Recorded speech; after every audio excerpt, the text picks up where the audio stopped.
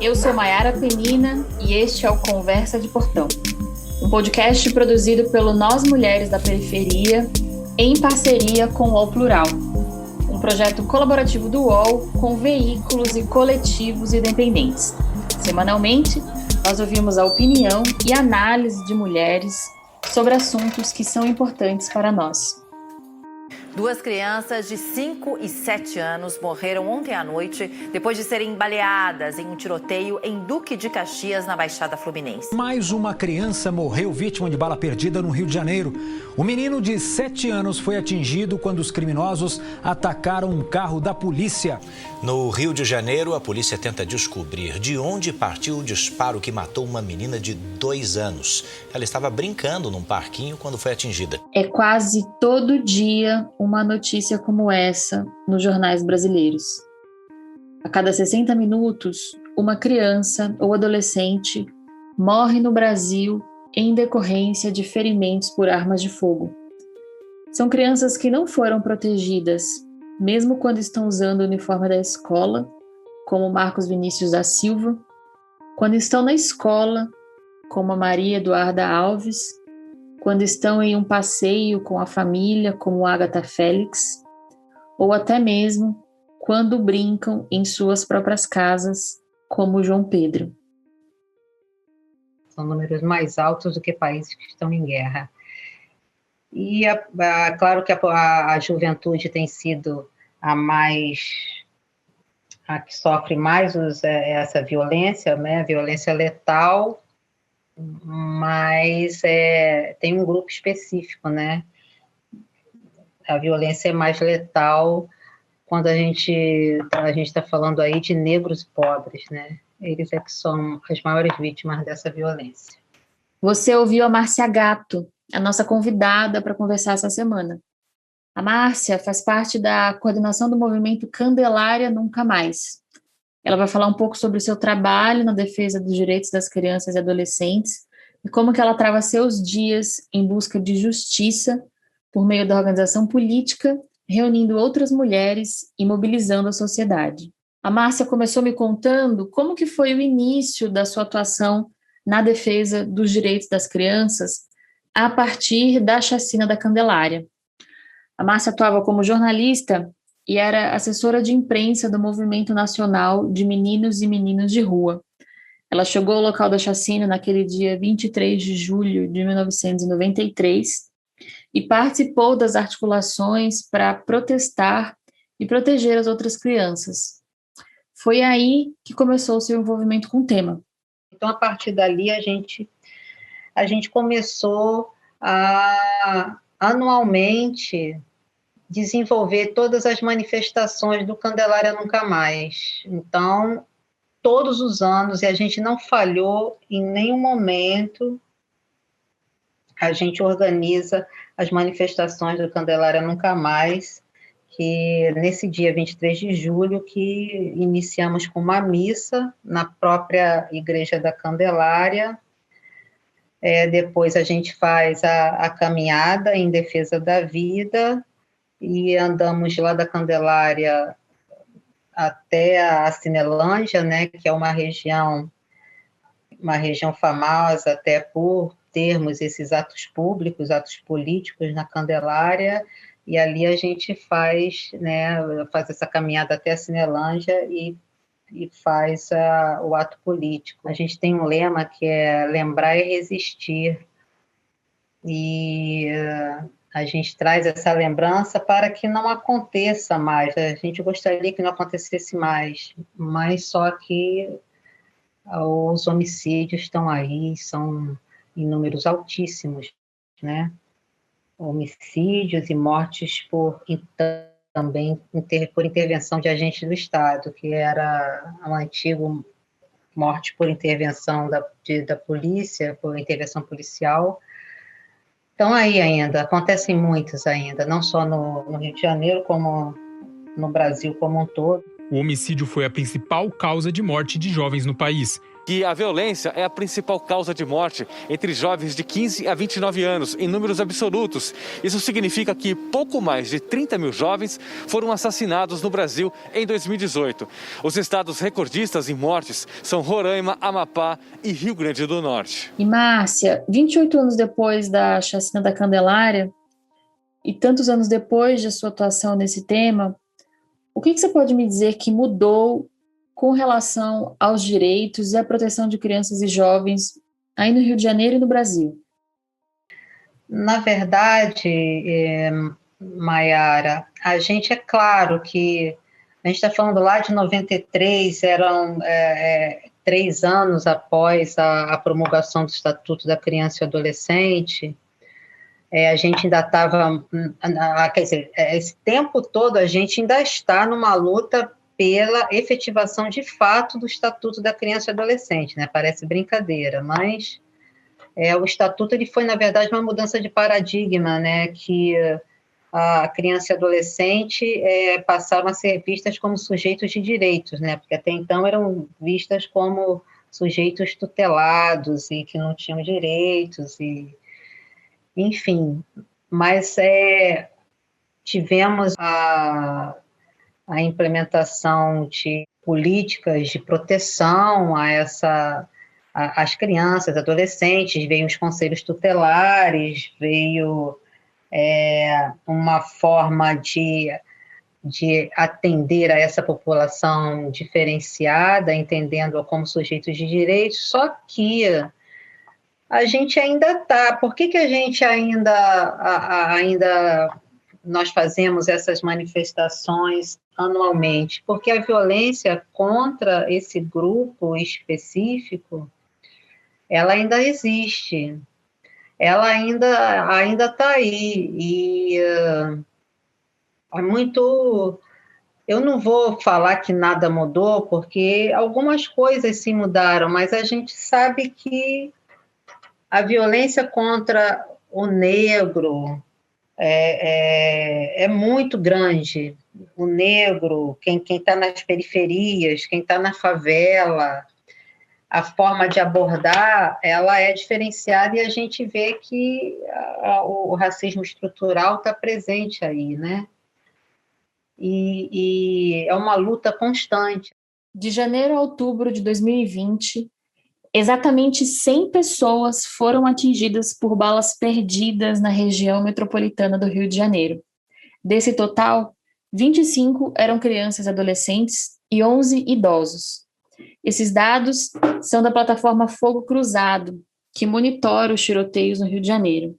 Em 2020, durante a pandemia, foram 100 de janeiro a outubro. No ano anterior, esse número havia sido atingido no mês de julho. Além da militância pelo fim do racismo, outro caminho é a formulação de políticas públicas. E agora, a Márcia vai falar um pouco sobre como isso está se dando lá no Rio de Janeiro. Na época, eu estava na presidência do Conselho Estadual de Defesa da Criança e Adolescente, aqui do Rio de Janeiro.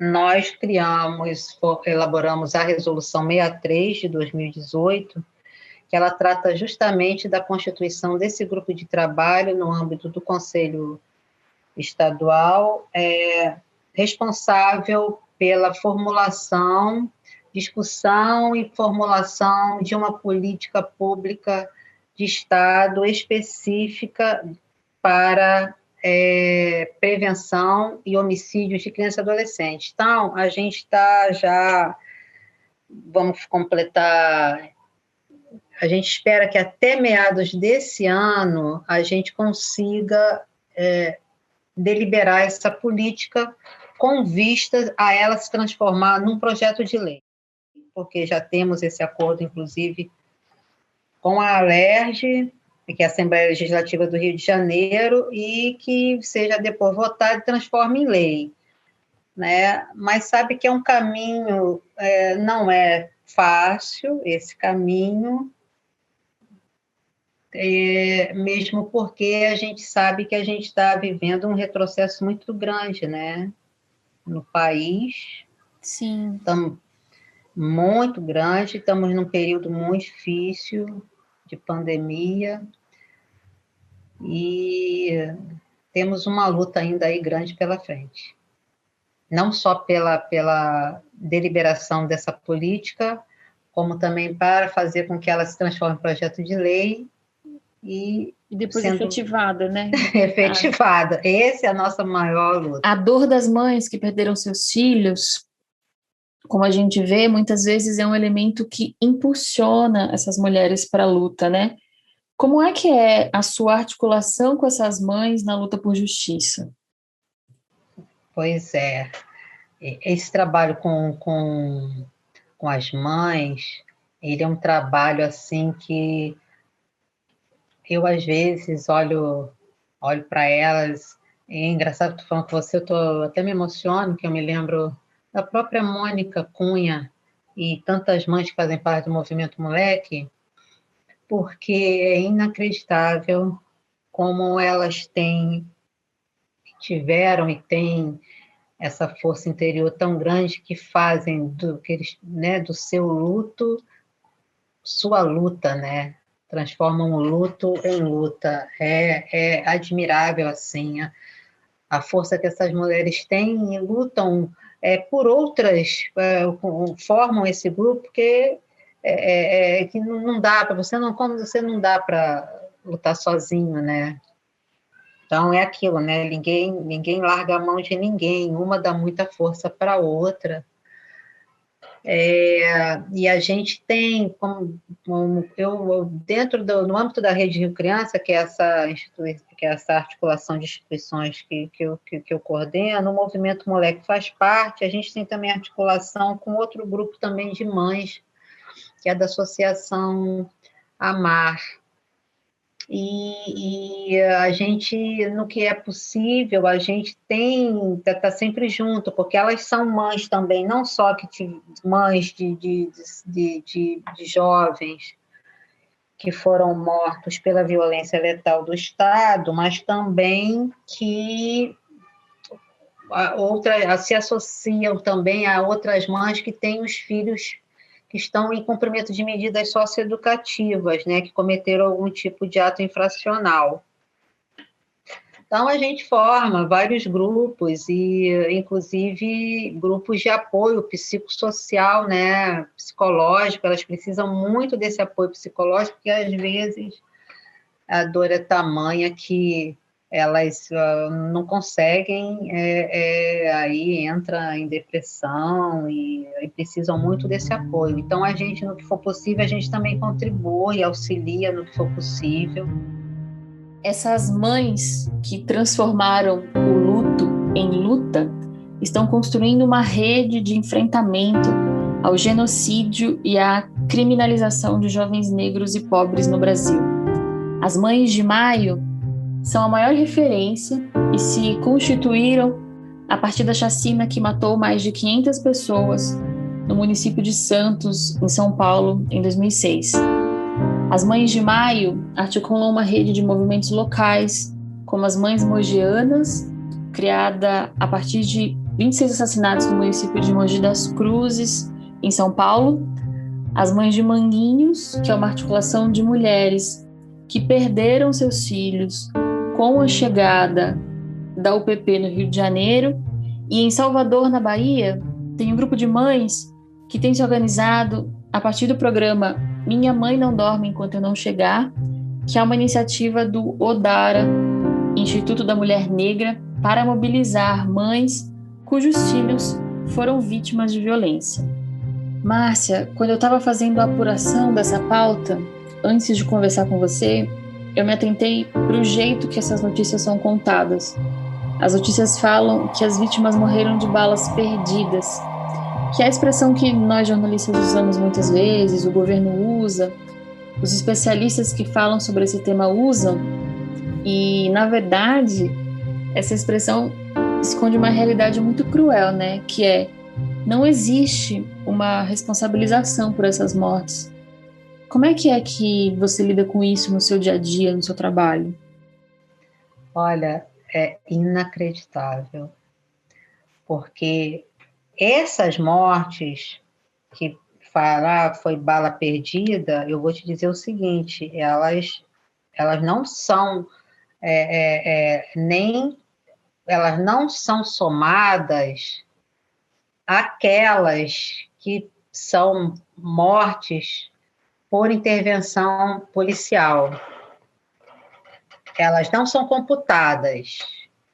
E assim, e muito menos, você vê a investigação de um caso desse, só se teve muita repercussão, porque os casos que têm maiores repercussão, é claro que a mídia cobra e tem que cobrar mesmo, mas não só desses, mas de outros também, porque muitos outros acontecem, aí tem uma investigação, porque a maioria desses casos não são investigados, entendeu? E assim, os caras estão soltos, estão por aí, soltos, ou então sofrem entram pela própria, como é que é? Os julgamentos são julgados pela própria corporação, né?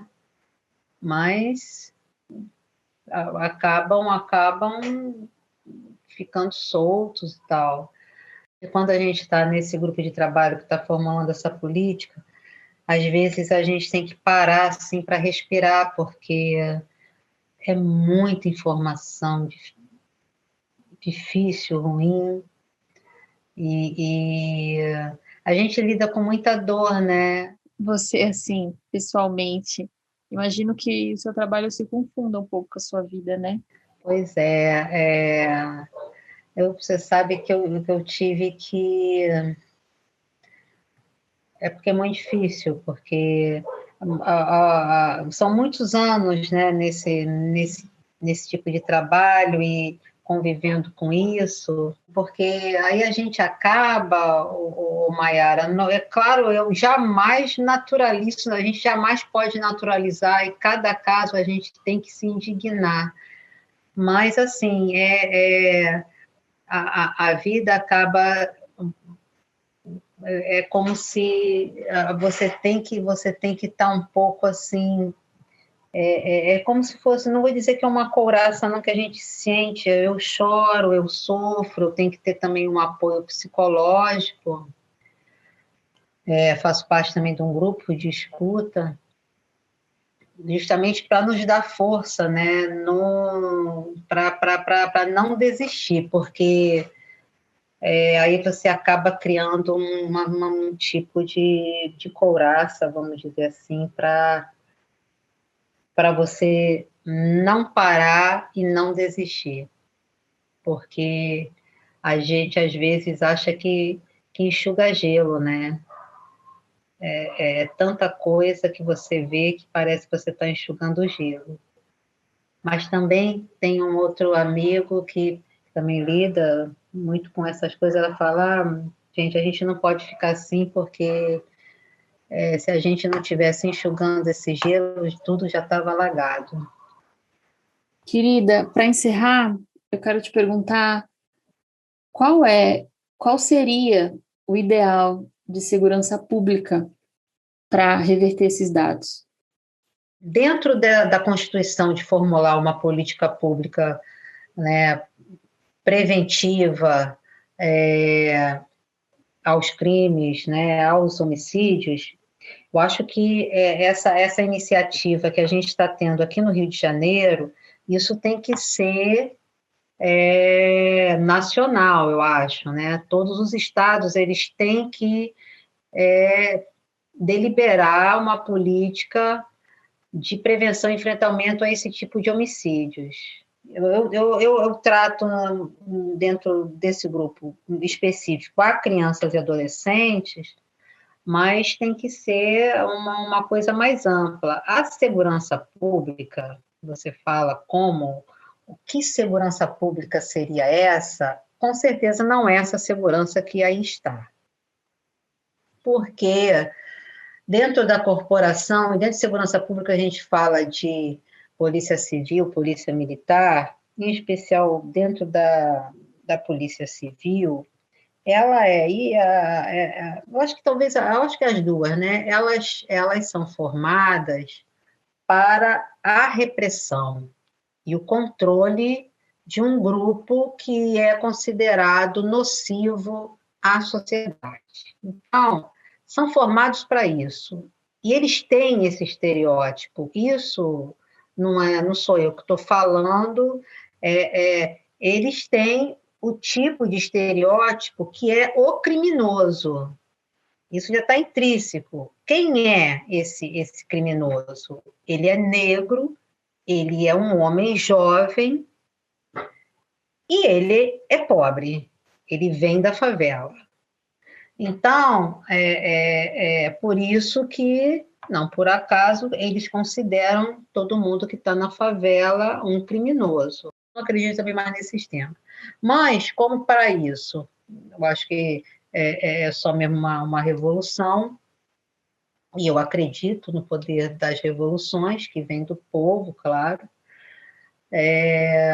A gente tem que, enquanto propostas, eu acho que a primeira proposta é essa, da gente tentar desenvolver essas políticas, mas para isso a gente tem que votar em projetos de lei. Eu acredito no poder que emana do povo, acho que a gente tem que fazer um trabalho de base, retomar esse trabalho das bases, entendeu? Porque a gente tem que formar sujeitos com uma consciência com mais criticidade, né? Com uma consciência crítica em relação a tudo isso que aí está, e que consiga, através, sim, do voto, eleger pessoas com maior responsabilidade, que, de fato, façam da política aquilo que, de fato, tem que ser feito, né? Que tenham projetos políticos bons para o país e para o seu povo, para a nação brasileira, que acredite no poder dessa juventude que aí está, dessas mulheres. E eu acho que é por aí. Sim, querida, muito obrigada. Conte comigo para a revolução. Porque, assim, isso que vocês fazem é também um tipo de revolução, né? O poder da comunicação. Que a nossa comunicação, que a comunicação que a gente faz aqui, seja uma impulsionadora para transformar as nossas lágrimas em força para enfrentar o extermínio de nossas crianças e de nossos adolescentes pretos e pobres. Não esqueçamos seus nomes e rostos, nem permitamos que virem apenas números. Crianças negras importam. Eu sou Maiara Penina e este foi o Conversa de Portão, um podcast produzido pelo Nós Mulheres da Periferia em parceria com o UOL Plural, um projeto colaborativo do UOL com veículos e coletivos independentes. Semanalmente, nós ouvimos a opinião, análise e histórias de mulheres sobre assuntos que são importantes para nós. Você pode ouvir a gente no Spotify, Deezer, Google Podcasts e por WhatsApp. É só se cadastrar na nossa lista de transmissão. Este episódio foi produzido por Carol Moreno, trilha sonora e edição por Sabrina Teixeira Novaes e Camila Borges. Neste episódio, utilizamos áudios de Jornal Band News, Record News, Jornal da Record, Jovem Pan News e Jornal da Tarde da TV Cultura. Hoje eu fico por aqui e até a nossa próxima Conversa de Portão.